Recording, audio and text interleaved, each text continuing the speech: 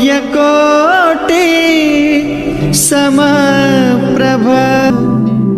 नमस्कार, मैं आपका बहुत बहुत स्वागत करता हूँ अपने चैनल पे। तो आइए, इस वीडियो में जो मैं बात करने जा रहा हूँ वो उन परीक्षार्थियों के लिए, अर्थात बहुत से ऐसे व्यूअर मेरे हैं जो स्टूडेंट हैं, जो किसी न किसी एग्ज़ाम के लिए तैयारी कर रहे हैं। वो कॉम्पिटिटिव एग्ज़ाम हो या वो नॉर्मल किसी सीए का एग्ज़ाम हो या एमबीए की तैयारी कर रहे हैं, प्राइवेट एग्ज़ाम हो या गवर्नमेंट सर्विस के लिए एग्ज़ाम हो। तो वो कई बार पूछते हैं कि गुरुजी ऐसा कोई उपाय बताइए जिससे मुझे अपने एग्ज़ाम में सफलता मिले। तो देखिए, मैंने पहले भी कई उपाय बताए हैं। माँ भगवती सरस्वती माँ की आराधना का भी उपाय मैंने कहा है, वो बहुत ही फलदायी है।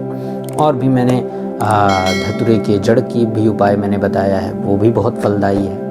लेकिन आज मैं उपाय जो बता रहा हूँ ये बहुत छोटा सा उपाय है, लेकिन बहुत कारगर है। लेकिन हाँ, याद रखिएगा कि पढ़ना आपको है, मेहनत आपको करनी है। ऐसा नहीं है कि आपने पढ़ाई नहीं की और आप पास हो जाएंगे। ये उपाय सिर्फ इसलिए होता है कि कई विद्यार्थी ऐसे हैं जो बहुत दिनों से तैयारी कर रहे हैं और जिन्होंने तैयारी भी अच्छे से की है, लेकिन किसी न किसी कारण से, कोई ना कोई कारण से बाधा आ जाती है या किसी न किसी कारण से 1-2 नंबर से उनका एग्ज़ाम छूट जाता है या 1-2 नंबर से वो क्वालिफाई नहीं कर पाते हैं। अर्थात उनकी किस्मत किसी न किसी तरह से उनका साथ नहीं दे रही है, उनको तकलीफ हो रही है। तो उन छात्रों के लिए ये एक महा उपाय है।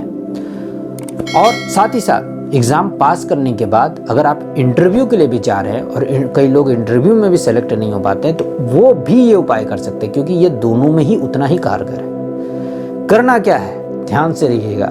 बाबा का उपाय है, मेरे बाबा हनुमान जी का उपाय है। तो उपाय क्या है, ध्यान से सुनिएगा। करना यही है कि जिस दिन भी आप एग्ज़ाम देने जा रहे हैं और जिस दिन भी जा रहे हैं, सबसे पहला उस दिन वास्तविकता का पालन कीजिएगा। वास्तविक रहना बहुत ज़रूरी है, क्योंकि विद्यार्थी के लिए वास्तविकता बहुत ज़रूरी होती है। पहले के विद्यार्थी वास्तविकता, ब्रह्मचर्य इत्यादि का पालन करते थे और एकाग्र होते थे। तो उस दिन वास्तविकता का पालन कीजिएगा। और जिस एग्ज़ाम देने जिस दिन जा रहे हैं उसकी एक दिन पहले ही तैयारी कर लीजिएगा। और करना उस दिन क्या है कि एक साबुत बिना दाग वाला नींबू लेना है। अब उस नींबू में और क्या करना है, उस नींबू में 4 लौंग, सिर्फ 4 साबुत लौंग, ठीक है, ले आइएगा। पहले से ही तैयारी करके रखिएगा। उन 4 लौंग को उस नींबू में गाड़ देना है। आप जहाँ भी रहते हैं, हॉस्टल इत्यादि में, कहीं पे भी पूजन स्थल तो बना रखा होगा ना आपने, या कहीं पे भी होगा। अगर पूजन स्थल नहीं बना रखा है तो आसपास का कोई भी मंदिर, हनुमान जी का हो तो बहुत अच्छा, नहीं तो कोई किसी रूप में भी देवी देवता का मंदिर हो, वहाँ चले जाइएगा अगर आपने नहीं बना रखा है। और अगर बना रखा है या घर से कर रहे हैं तब तो बहुत ही अच्छा है। वहाँ बैठ जाइएगा, कोई भी एक छोटा सा आसन लेके बैठ जाइएगा और वहाँ पर एक बार हनुमान चालीसा का पाठ कर लीजिएगा। अगर 3 बार कर सके तो बहुत अच्छा है, लेकिन एक बार तो नियमित रूप से जरूर कर लीजिएगा। कर लेने के बाद उस नींबू को अपनी जेब में डालकर आप ले चले जाइएगा। या कई एग्जामिनेशन सेंटर में पॉकेट चेक करते हैं, वो घुसने नहीं देते, तो कम से कम अपने बैग में ज़रूर डाल दीजिएगा, जिससे कि वो आपके आसपास रहे। जहां आप एग्ज़ाम दे रहे हैं, बैग उसके आसपास ही तो रखा होगा, उसी लोकेशन में रखा होगा, तो वहाँ कम से कम ज़रूर रखा रहे।